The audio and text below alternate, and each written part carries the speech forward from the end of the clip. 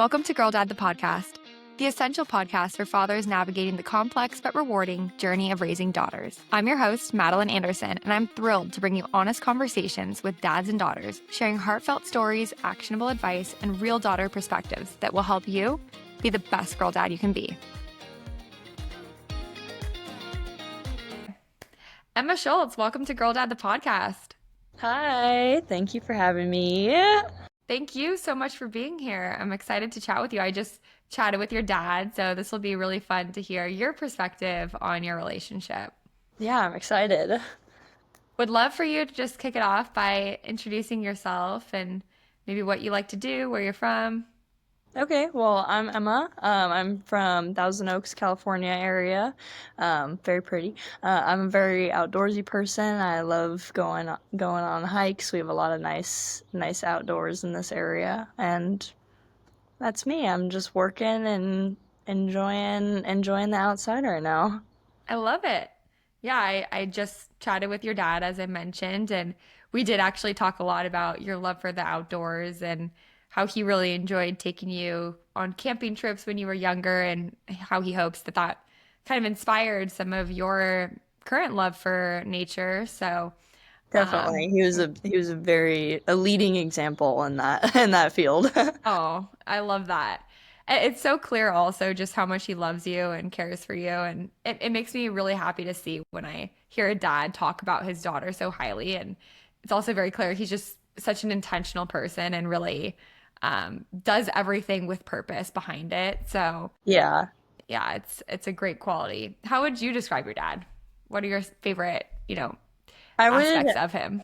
I would say from like most people when they meet him from first glance, like he kind of looks a little bit like Mr. Incredible, and so a lot of people are intimidated by him, um, just because he's he's a broad-shouldered dude who means business, like you can tell that he's serious about the things he's serious about. But as soon as he starts talking, you're like, oh, okay, this is this is gonna be a fun conversation. Like, this is a nice guy. Like, he's he's very chatty. He's very surprisingly chatty. Most people don't see that coming, but um, he's just very like he's very kind. He's very fair. He's hilarious. That's one of my favorite qualities about him. Is he's really funny, and like that humor added a lot to my childhood, I would say. Yeah. He was always quoting like random little things, snippets from movies and stuff. And that was really fun as we grew up as well, because me and my brother had no idea that they were quotes from movies until like we were introduced to those movies throughout the years. And then we were like, you've just been spitting out lines that you didn't even make up this whole time. Uh, so that was a very fun memory Yeah. for me, and I'm sure my brother as well. But yeah, he's an awesome dad, and I'm very thankful for him.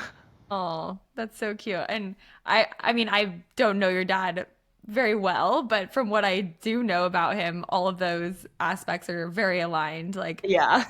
I sat in we were on a flight to Nashville. That's how we met. And I was in the middle seat. My husband was on my right.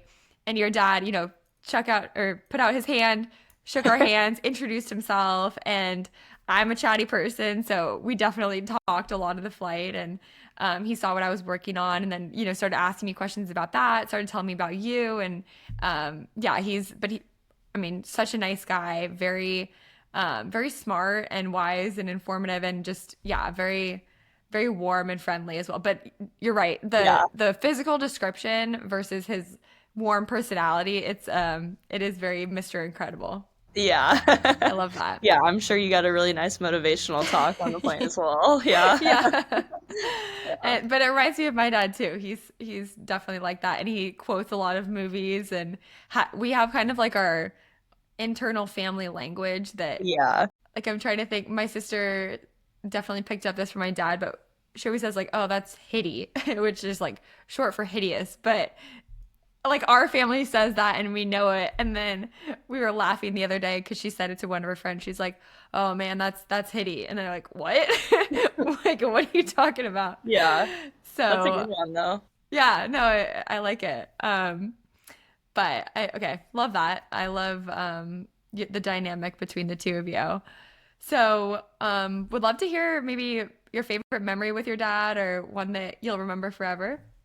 I would say like my most like this is multiple memories all in one, but it's just multiple occasions of the same memory basically. But we grew up like on the lake. Like my dad bought a boat when he was, I think it was like right after he met my mom, possibly, or maybe like right before. But he bought his first like ski boat, and ever since like we've had a ski boat my whole life and his the rest of his life till now.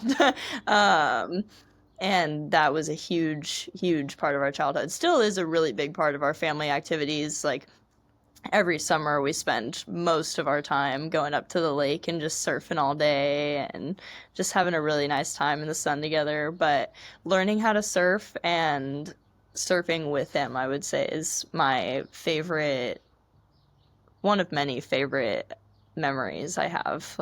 We spent a lot of time behind the boat, and originally it started with him, like both of us were on the board because this started when I was like 4. So it like, Wow. so it was like him on the board behind the boat, and then I would stand like right between his legs and hold on to them because I was like super tiny. So my weight didn't add anything to the Yeah. experience. So he would just be there like carving back and forth, and I would just be hanging on for dear life and like and having a great, great time. And so that was kind of where my passion for it started, is I was given access to it in a way that most people probably have never experienced. Yeah. Um, and then once I was strong enough to start learning how to do it by myself and big enough to start handling the board by myself, he would float in the water behind me and while I was getting ready to get up on the board, and then as soon as the boat would start and take off, he'd like help push me up so I would stand up easier because I wasn't quite there yet, didn't quite get it. And then he would just stay there and float in the water, kind of Oh. by shore, swim to shore, and just wait for me to be done surfing because there wasn't any way to get for him to get back on the boat once it started. So he would just sit there and watch me surf from afar. Um, and I think that's a like first of all very, very kind, and second of all, I think it's a really good representation of um, just the way he's always treated our relationship and in the bigger picture. Like he's always been right behind me, supporting me, pushing me to go ahead, and like and whether he's coming right along with me or stepping back and just watching me figure it out, like he's always the start of it. Oh, yeah, that's a beautiful metaphor. I love that. It reminds me also of my dad, but this was on the snow. So he taught me to ski, but Yeah. on the mountains. And same thing, like I was really young. He put me on his skis. He would take me down the mountains. But one thing I'm really grateful for, and I'm sure you can attest to this too, is that he started us so young because, when you're a young girl, if you fall, it's not a big deal. You just get right back up. Your Yeah. center of gravity is like close to the ground, so it doesn't even hurt that bad. But Yeah. I can't imagine trying to ski now. I feel like I'd be so scared. But Yeah. but it's like natural motions. And honestly, for me to go water skiing, like the idea of that is a little bit terrifying. I'm not gonna lie. And so I might I'm scared now. of water skiing too. Surfing is much more Okay, comfortable. yeah. Yeah. Fair, fair. But either way, it's just it's great that our dads really took the time to teach us skills and sports from a young age because I think we're just more fearless, but now we have something that we love to do as adults and we only do because of our dads taking the time to do that. Definitely. And I really like I always had a very athletic life growing up. Like our parents, me and my brother both did. We were always in sports. We were always outside doing something. Like we were not very much of a TV family growing up. Like we only started really like watching movies together semi often, like when I started getting into my teen years. But before that, it was like no TV, go outside, like go find something to do. Like but I think growing up with that many activities and athletics really like set a trend, I guess you could say, for my life that I'm super thankful for. I'm really thankful Hmm. that all of that activity and sports and moving your body was like made such a regular thing for me at such a young age. Absolutely. I mean, it's so great for individuals just to be outside and doing things, first of all, but also when it comes to connecting, like a father-daughter connection, there's a lot of great things that you can do inside the house, whether it's just, putting your phone away at dinner time and having great conversations. But I just think there's nothing like getting outside of the house and doing things together. Like, just so many more can be made. And just, there's a reason that looking back on all the memories with your dad, you chose one that's outside doing things, right? It just, Definitely. it hits different. Hmm. You mentioned a little bit about being a teenager, so I guess pivoting that way, this podcast is obviously for dads with daughters, and I think it's really important that they hear from us daughters about our perspectives on kind of what sticks and how we think, and what had the biggest influence on us. So, would love for you to touch on any examples of maybe how your dad supported you during teenage years or during childhood, and just that, that feeling of knowing your dad has your back is key. So would love to hear examples of maybe how your dad has had your back. Yeah, definitely. Well, to start, he's always been like a very supportive person in and like worked very hard to keep doors open for us or push us towards finding a way to open doors. Um, while at the same time not not getting like in the way of the process of like us having to figure it out. So he was very much like big advocate for us being the ones to put in the effort and to figure out what the method was and to get the ball rolling by ourselves. And as soon as he's sure that we're working towards it, then he comes in full power with all these ideas, knowledge, like different ways to go about it. Um, and that's been super consistent for anything from like my brother and I's hobbies, which we've had many different hobbies over the years, just growing up and figuring out what we like, to different sorts of jobs. For example, right now I'm starting EMT school in the fall, which is obviously very in line with the work that he does as a firefighter. And we have a lot of fire family, so it's very much a lot of our family friends' kids are also headed in that same path right now because the lifestyle is just great. um, so we're kind of following in the footsteps, but he's been incredibly supportive of that and very helpful figuring out what school I should go to, what classes I should take, different prerequisites, or like shadowing at the fire station, anything to give us the tools to work with. I love it. But yeah, but even as a kid, he was always supporting us in anything that we needed. He always was showing up at our sports, and even when work, because firefighters have a very rigorous schedule. Obviously, they're usually at the station for more than 24 hours at a time. So even when his work schedule made things difficult to be physically present at my brother and I's games, he would always make sure that the ones that he did have the time off work for, he was always there. He was always traveling with us for tournaments. He's always pushing for us to practice outside of our regular sports practices. Just very, very supportive and helpful in every aspect, honestly. Yeah. No, I love that. And I think what I'm hearing too is that he was a really good sounding board and almost like a coach rather than somebody who supported you by just doing things for you. You know what I mean? Like, Definitely. he taught you how to do things for yourself, and he taught you how to have the right skills so that you can support yourself. And in doing so, he supported you, way more effectively than if he had just done things for you. Yes, He very gave much the so. Yeah, he gave the example when we were chatting about the like earthquake drill where you had to sleep outside I and tell like that story to everyone. Yeah, that was That was something. It was it was a very, very fun memory as a child, but it was also really, really hilarious. Obviously hilarious looking back on it. It was funny then too. Like it Hmm. was a great time. Me and my brother had a really fun time with our little pretend world there. Um, it was it was really an interesting event. Like I've never met anyone else who's been like, "Oh yeah, I did that too."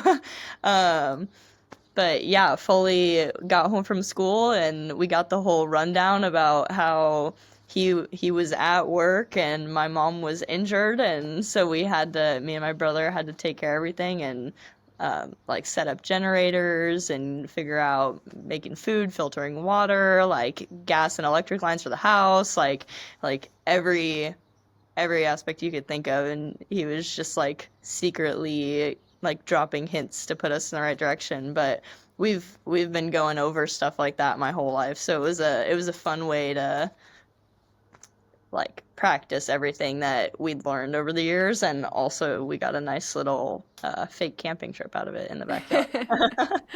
I love that so much. And I think, like I said, I mean, him teaching you to teach yourself is just so much more effective. We were talking about your dad and I were talking about how, in the past my dad had showed me, he'd pop the hood and showed me what goes on inside the car, but until I actually had to do it, he, made me do a trial run. Then I was like, okay, wait, what did you say here again? Like Yeah. it's just so different when you're actually going through the motions. So, yeah, I think that overall is just a great example of how your dad has supported you your whole life just by kind of pushing you in the right direction rather than, doing things for you. Hmm. Speaking of, you talked a little bit about work-life balance because you said your dad has been, he leaves for 24 hours. Sometimes he doesn't get to make your games. But from your perspective, because I think this is a really important conversation for dads everywhere. A lot of dads are really busy, they work a ton, but I think they want to hear from the daughters again on kind of what is really important to us and what sticks. And so, would love for you to just touch a little bit on maybe how your dad talked about work or communicated around his schedule and just takeaways from a daughter's perspective of somebody who has a dad who has a challenging work life balance. Hmm. So his work-life balance has always been like a very, I would say, rigorous schedule. Because like I said before, like it's a lot of time at once that he's gone, and then a good chunk of time that he's home as well. So it was very on and off. Especially more so in the last I'd say the last 7 years, it's been a lot more of like chunk by chunk, like a lot of time on and then a lot of time off. Whereas when we were younger and even babies, it was a little bit more of like 2 days here and 1 day here and 4 days here and 3 days here, and then all of a sudden we have a week where he's home. Um, but it's he got like adjusted to it very quickly, I would say. He was in the tower, which is like firefighter boot camp, when my mom was pregnant and right when I was born.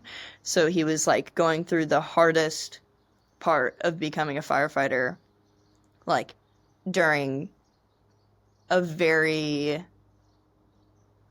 not time consuming, a very just a very big part of him and my mom's life. Like, obviously, she was Yeah. about to have a baby. They had just gotten, or they were just about to get this house, I believe.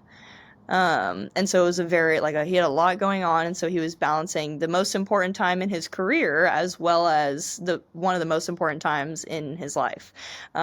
So it really, I think he really got the balance down then.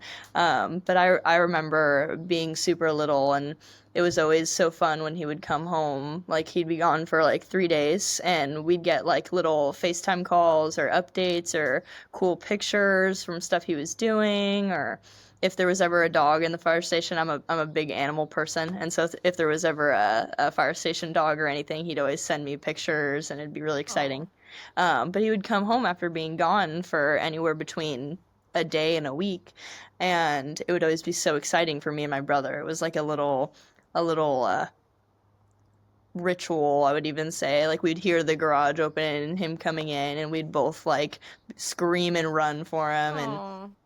and I know that's a good memory for him too because he has talked about that before, but it was always like so fun and exciting like yay like and also being a firefighter when you're like from a little kid's perspective, that's like a superhero job. Like that's like it's the it's one of the cooler ones and really really exciting for me as a kid to be able to talk about with my friends or I would bring him to show and tell all the time and it would just be like him and his fire equipment and talking about what everything does and then I would like put on his boots and walk around.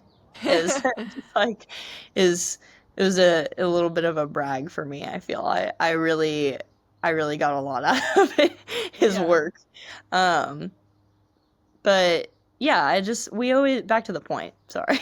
Um, Oh, you're good. we always knew that his schedule was never irregular to us. It was just like that was how it always was and like we were used to it and lucky enough to have a mom who's created a wonderful business that where she can work it from anywhere. So she also was home pretty much all the time with us, even when she was like she would be working on her computer or something, but she was always there. So that was also very, very lucky is that we got to have a parent to stay home all the time and didn't have too much time with a nanny or babysitter or anything. And I'm very thankful for that, even though I know it's not possible for all families. Um, and another really exciting thing about the work-life balance for me and my brother is that having that we call it the fire family. So we have a big old fire family, and that's all of the family friends and like you could say brothers that we my dad has made through his career. And it's a really, really big community of people that we treat like uncles, aunts, like those are those are some of me and my brother's best friends that we gained through the years and still have like our really close family friends like when we have a barbecue in the backyard everyone who's there has a dad who's a firefighter like it's Hmm. always been our community is the fire family and they also did a lot of events outside of firefighting there was a week camping trip called Dads and Kids that we used to go to all the time and it's exactly what it sounds like it's just the dads and just the kids and everyone goes to this I forget where it was but it was by a lake and we everyone parked their RVs and it'd be a huge community like a lot of firefighters and we'd just do activities throughout the week all the kids would ride their bikes around and there was just random nights where like they'd have a piñata for everyone just like very very fun stuff and a lot of bonding outside the fire station as well. Uh, I so love it. I'm not sure if that fully answered the question, but Yeah, yeah. he's always done a really good job at having the work-life balance and making sure that when he gets home, even if he's like very, very exhausted, especially in the early years when he's working for multiple days at a time, coming home with almost zero sleep over the last 72 hours and just like worn down to the bone and he'd never let us know it when we were younger. Like it was never obvious. He always came home and put in like so much effort to like be excited around us and not look tired and be happy to be home and like just hang out with us still even though I'm sure all he wanted to do was go to sleep in his own bed for a few hours. He was just always showing up to go directly to our sports events or go on a walk all together since he's finally home, you know. So Hmm. he's always been really good about being attentive in that way and being balanced with his Yeah. work. And I think another aspect of the work-life balance that you feel with your dad is a really good understanding of exactly what he does. And I think a lot of kids kind of understand like what a firefighter does, so it's Mhm. helpful. But it's really good for other dads who have maybe more complex or niche businesses that kids can't really wrap their head around to remember this element in this story because it sounds like you, and correct me if I'm wrong, but it sounds like, you know, you were proud of your dad and you understood what he did for work. And so you you didn't feel this like pull, like, oh, dad's prioritizing work over me. It's like, no, dad is out there doing his duty and like he's amazing. He's a superhero. And then when he comes home, he's with us. And I think if more dads kind of took that into consideration and really tried to teach their children, but specifically their daughters, what they do, why they do it, all the feelings that they have about working for this, job, then they would have a better understanding of like, okay, dad is out there doing his thing and I'm so proud of him and I admire him for what he does rather than like, where is dad? Like what Yeah, what is work? You know what I yeah, mean? Like it's I think definitely. that's a really important piece of this like work-life balance from the daughter perspective. Definitely. He also always like was very matter of fact about what he was doing. Um, like even from a young age, like we knew that his job was dangerous. We knew that he interacted with unsafe people. We knew that he was doing a lot of like crazy stuff that the public doesn't get to do. And so like that matter of factness and truthfulness that he's always given us the respect of sharing was also super important, I feel, in the way that we viewed his job because he communicated very thoroughly with us both in the in not hiding anything about his job, in like it's not just this glorified really cool job that you guys get to talk about, like it's also hard and dangerous, and like always making sure to acknowledge Mm-hmm. both sides of the spectrum so that we really like understood. And on the communication topic, he also always made it a point that when he was gone for just gone in general at work, he would text us or call us every once in a while just to check in, or just text the family group chat and be like, hey, like, miss you guys. Like, I'll see you Thursday when he was getting home. And that also was super important to us being involved in his balance and understanding why it is the way it is. Mm-hmm. Yeah, I feel like communication is key, right? Everyone says that, and it's so true, but Always. especially in this case, and just really communicating with your daughter on what you do, when you're going to be home, setting expectations that are very clear so that there's no wondering, like, oh, when will dad come home? Like, will it be tomorrow or the next? It's like, let them Mm, know so they're not like just wondering and lost in thought and being really open and honest. I mean, I think that that's so key, especially even in relationships. Like that's something that I really admire about my husband now is like he's so open and honest about everything and it helps establish trust and security and with your dad just being straight up about some of the things that he does at work. I think that it doesn't scare you. It actually makes you feel more secure because you know exactly what he's up against and you have a really good idea of exactly what he does, rather than again, exactly. then the ambiguity is what I think is really more of a challenge for the daughter. Exactly. He's always been like whether it's firefighting or about his job or literally anything else in life, he's always been a very matter of fact person. And sometimes when I was younger, that was kind of hard to handle. Even I would say it was like, oh, like that's a little blunt. But now looking back on it, and then after like a few days to absorb that process throughout the years and realize exactly what he was telling me and why he was saying these things, that matter of factness has brought me like so much peace, I would even say. Mm, And having someone be so straight up with you all the time is honestly like I don't know. I feel like a lot of people don't view that as a comforting thing, but to me that's always been very, very comforting and very assuring. It's like I know exactly what's going on, whether it's good or bad, and I know exactly what's happening. I know where it's gonna go, and like I don't have any false expectations. And hmm he made sure to do that in all aspects of our life. So we really, really like sunk in, and I feel like hmm that mindset's helped me so much as an adult. Yeah, I feel like that is really refreshing to hear the truth, you know? I mean, at the end of the day, that's what it is. Even if it's blunt, it's honest. And I think, you know, they say anxiety is synonymous with uncertainty.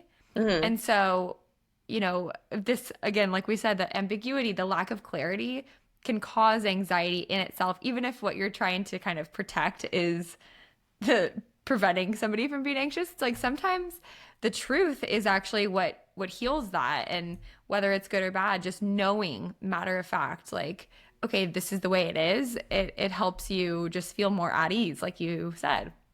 Definitely. So And that's something that I try to apply in all like my relationships as well, both romantic and just my friends and such. Like I feel like that's been it's played a huge role in keeping like having long-term friends and having successful relationships and all of that. Like it really is one of like the most important qualities I think I learned from him.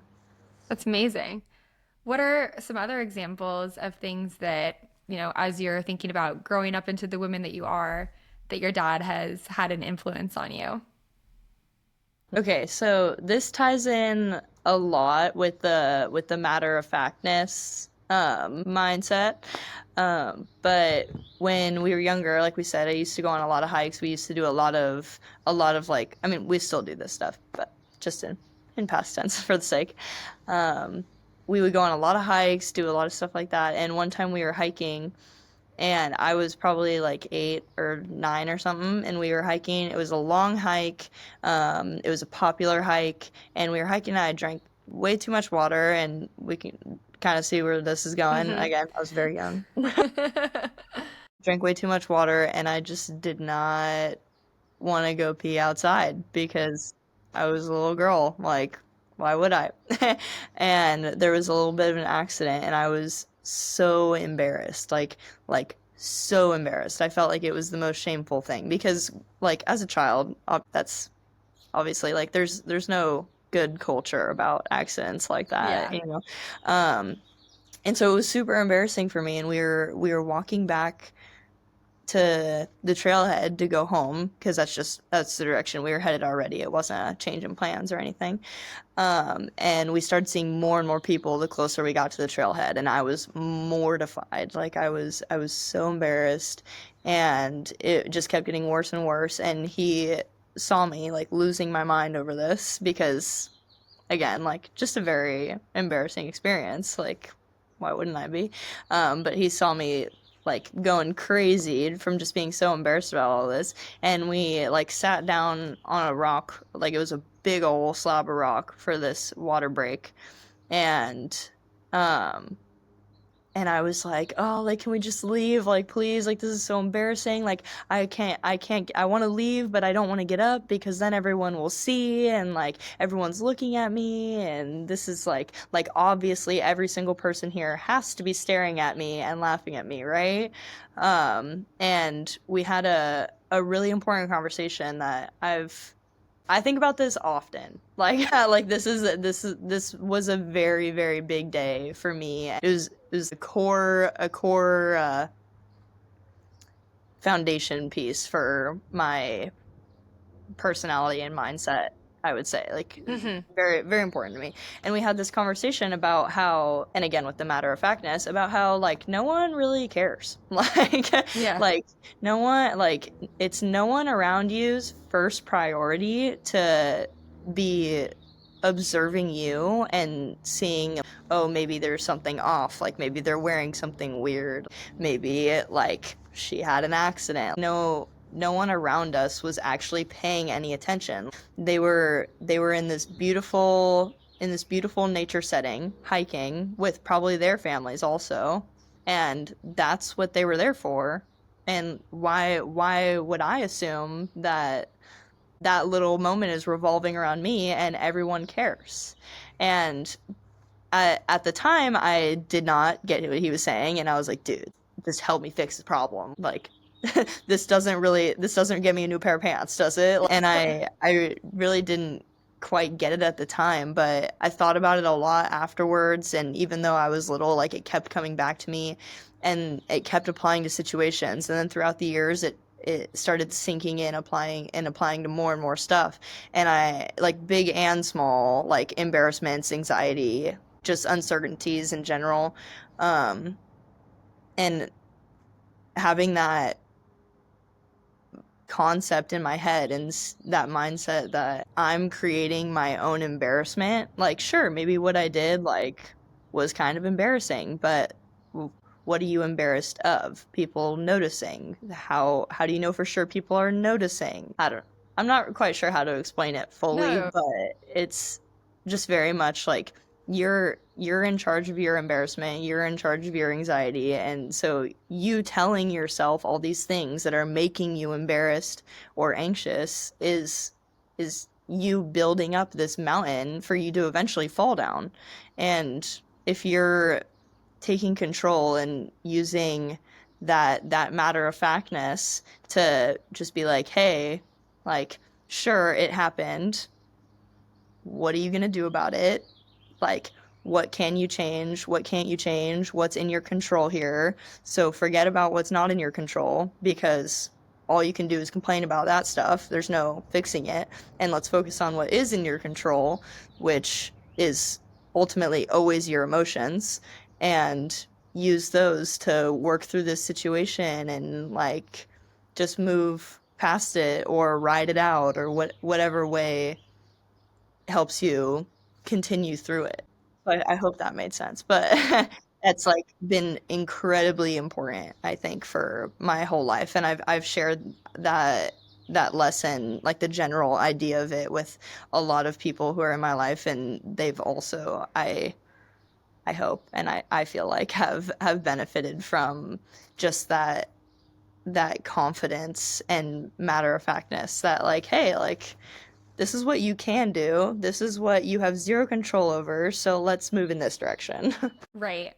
No, it's such a healthy reminder, and I think even just the idea of nobody cares, you are creating your own embarrassment, like you said. I think that's so well said, especially for young women, with social media and just today's digital age. I think it's so easy to compare yourself to others and to feel like, oh, the attention's on you, and you know, if you get tagged in a photo you don't like, it's like, oh my gosh, this is like the worst thing ever. It's like, no, really, it's not. That's Yeah. nobody's even giving that picture like 2 seconds of thought. But I think that it is just a really healthy reminder that we create our own reality, right? So if we're in this web of embarrassment and we're feeling all these feelings, then of course we're gonna feel horrible about it, like because we're causing those internal feelings. But if we focus on the good or focus on what's next or what we can control, then we're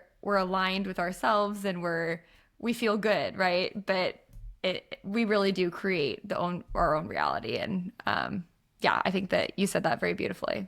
Thank you. Yeah. And I don't know, it's just like when you're walking through the grocery store, are you like actively looking at everyone around you to try to find like a weird shoe or something? Like, and even if you see someone who's wearing something crazy, you're like, "Oh," and then that's it. Like, and then you walk away and go buy your oranges, like So true. it's just like we create I feel like we create a lot of a lingering hold with a lot of Mhm. those emotions when it's really just like a fleeting experience and Yeah. then you're good. So true. I'm gonna play this clip for my husband because sometimes I'll wear socks with flip-flops and he will get so mad at me. He's like, "Take those off." And I'm gonna be like, "Well, I don't care, so nobody else cares." Yeah. Yeah, you're like, I think that's my business. Yeah.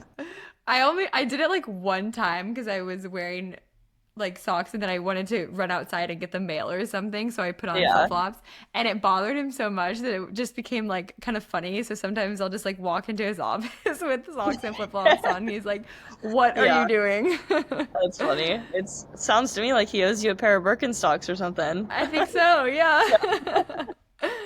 No, but that is just such a healthy reminder. I think every young woman especially could benefit from just a refresher on, hey, No one really cares. Like do what you love to do, carve your own path and be authentically you. And And actually it's so that's much more fun that it's so way. much more It's fun. so much more fun that way. Like Yeah. it really like has like putting that mindset into a very like silly side of life, like it really has brought me so much joy. And like for example, I love karaoke.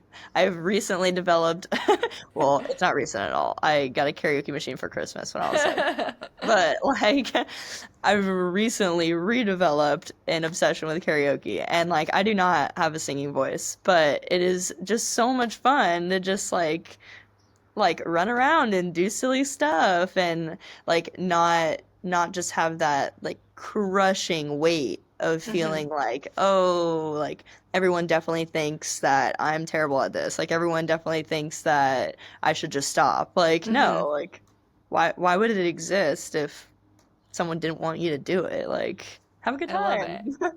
So true. And I think being authentically you really comes out. Like people sense it whether they think about it or they just, their body and mind just senses it. Authenticity is so important. Like you're the most beautiful, attractive, but like, physically and mentally version of yourself when you are aligned with who you really are. It really 100%. shines. And so I think a major part in getting to that authenticity is ensuring that yeah, you don't care what other people think, and as soon as you like delete that mindset, you can shine in the most beautiful way possible. And so, yeah, again, love that. I think there's so much good that comes from it. So, thank you for sharing. And I think just to wrap things up, would love to hear the best piece of advice that your dad has ever given you, and then two, what advice you would give to dads out there with daughters.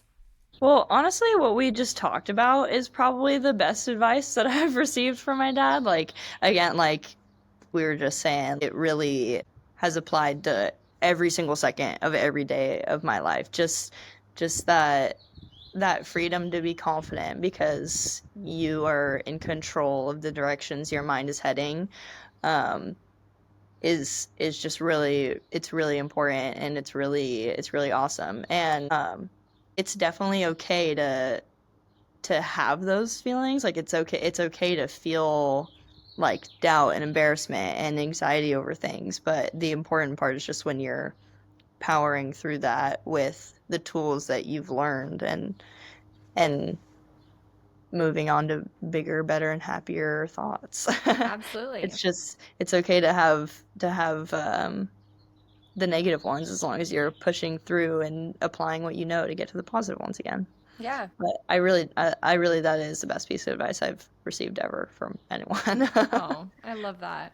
Yeah. And then what piece of advice would you give other girl dads out there? Other girl dads, I'm sure my dad had some good stuff to say on this one, but everyone just like wants to be seen and known, like just simple acknowledgments of like dads putting in the effort to learn about and encourage your daughter's interests and to support them. And obviously like as a parent you're supervising, you're pushing things in the right direction, you're making sure it's safe and educated and like not something that'll lead your daughter down a bad path or anything, but just that freedom to explore even in situations that like aren't super lighthearted are is super important. And yeah, just having your daughter feel like a priority in Hmm. your life is a really great feeling, and like not one that they'll forget. And this one I also really think is important, and it's a hard balance to find, but being able to have a friendship along with the family relationship is super like super important, like for dads to let their daughters feel like we're having this moment, we're all hanging out together, and right now, like, you don't feel like my dad, you don't feel like my daughter, we're just like friends hanging out right now. And like, even though like there's always the underlying family relationship, like having that little friendship feeling also is, personally, I feel like it's crucial to having a really like fun, successful relationship within your family. Well said. And I think it kind of does go along with being seen and heard because really, from the daughter perspective, being seen and heard helps you feel close to the person, right? It feels like a friendship. And then also from the dad perspective, when you see them and you hear them, then you get to know them. And when you get to know them, then you can be a better friend. Like you want to know everything about your daughter, how she thinks, what she likes, because then you can be a true friend to her. And that's something that your dad and I talked a lot about. He knows a lot about you just by the way he was describing you. Even like it's so clear that he loves you for who you are and he knows who you are, you know? And so I think that it really helps create that friendship when there's actually an understanding of what people's passions are, and also like getting to allowing the daughter to get to know the dad, right? Like Definitely. letting Yeah, them into your world. dads deserve the same Yes. amount of effort and attention in that way. Like Yeah. they deserve to